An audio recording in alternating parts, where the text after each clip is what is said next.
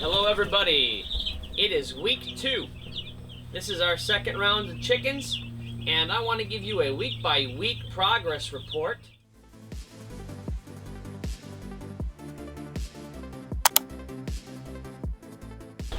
How's it going everybody? Welcome back. This is week 2. Now, because this is our second time around, I want to make sure I take time to carefully document important steps in case this is your first time raising your own birds. Or maybe it's not, but you're always looking to learn and pick up little tips and tricks. Things I want to cover today. I want to cover what to expect on week 2, let you get a look at the birds and see how they behave and what healthy birds, happy birds look like. And then the second thing is I want to give you a rundown of the beforehand estimations that I made to figure out the total cost and need of our food. The calculations worked out roughly, spoiler alert, for 30 birds, 3 bags of chick starter and 5 bags of meat bird feed. We've actually lost 2 birds, and I'm not quite certain why. I suspect that perhaps it was getting smothered by the pack as they were all trying to get to the water and feeders. So we're making some changes. We've moved them out to this bigger containment pen here, which is outside in a larger shed, which this winter will probably convert it and be used as a full-time hen shed. Anyhow, these birds have essentially tripled their available space. We've moved them outside with 1 heat lamp, and we have 2 waterers and 1 large feeder. I'm going to add a second large feeder just to ensure that the 28 birds have plenty of time to get in and out without hurting each other or pecking at each other. So last night they spent their first night out here. And obviously because it's very mild weather, it's towards the end of August, so in the evening we're getting down to the mid-50s to mid-60s. So with the heat lamp, they had no issues. They're all happy today. Made sure we left the shed open so some ventilation can come in and out. But in week 2, if you're starting a second row of birds here in the middle of the summer, you can certainly bring them outside, get them out of the house. At this point, they're very loud at night, and already at the end of week 2, they're very stinky, and they will make a mess of their bedding in a very short period of time. So the quicker you can get these birds out of your house, the better. I know they're very, very cute, but you don't want poultry hanging out in your house where bacteria and diseases can get spread. So you're much better off, and the birds are much better off being brought out to a space that's their own.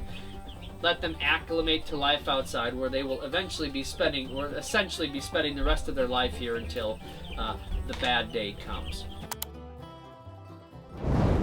So one little thing I discovered today that I wanted to go ahead and share with you is a backup or a problem, a solution to a problem.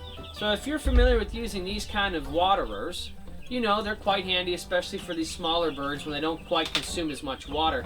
Well, I had a second, but I lost this. And just by chance, I saw a mason jar sitting on the counter and thought that I would see if it would fit. So if you are in a bind and you have a small mouth mason jar, it will in fact fit inside of the receiver of this little tray. So there you go. You don't have to go out and buy another one. In fact, if you've got a bunch of mason jars at home, maybe all you need to order is these trays themselves if you can get them on Amazon. So week 1, the feed we were giving for 30 birds was 1.41 pounds per day for all of the birds. Now moving into week 2, we're going to go ahead and bump that up as they're growing and their demands increase. We're going to bump it up to just shy of 2 pounds, or if you want to round it up to 2 pounds per day for all of these birds. And then sequentially as the weeks go on, you'll continue to add on more and more until you're essentially at about 6-7 pounds of food a day for these birds when they're a week out from being processed. But as you can see, they're happy, they're eating casually. Some of them are laying, some of them are eating, some of them are drinking. They have room to spread out. They're not all huddled up under the light, and they're not all cornered away from the light. What you're looking for is you want some nice even dispersal among the birds. That's how you know they're comfortable, when they're spaced out. Some of them are laying with their legs out, some of them are sleeping in the other corner. You know that you have created good conditions for them to survive in. Now, one of the quirky things we discovered with this batch of birds that we didn't notice with the last batch, or the first batch, is that there's a few of them that are not fans of the dark.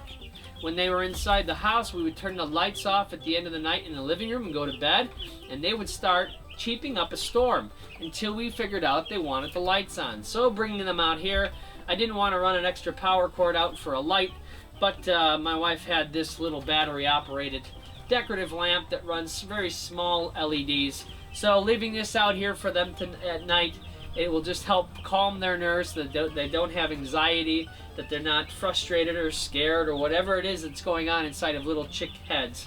So we're trying to make sure that their life is comfortable and pleasurable and healthy. What you're investing in, the inputs and the time and the care, you're going to get back out from these birds in the end. The more bugs they eat, the more they're cared for and the more comfortable and less stressed they are, then the healthier the meat, the greater the texture, the better the payoff. And that's what we're doing this for, right? We're trying to create a sustainable and responsible means of creating a protein source that we can feel good about feeding to our family, and learning something in the process, learning a skill, adding to our skill set and making ourselves more valuable with more to offer others and our families. We'll go ahead and meet you back for week 3 and show you some changes. Very soon we'll be moving them out to the hoop house, where they will spend the remainder of their time out on new grass every day until process day comes. Until we see you again, be well, be blessed, keep learning, keep growing, and keep at it. See you later.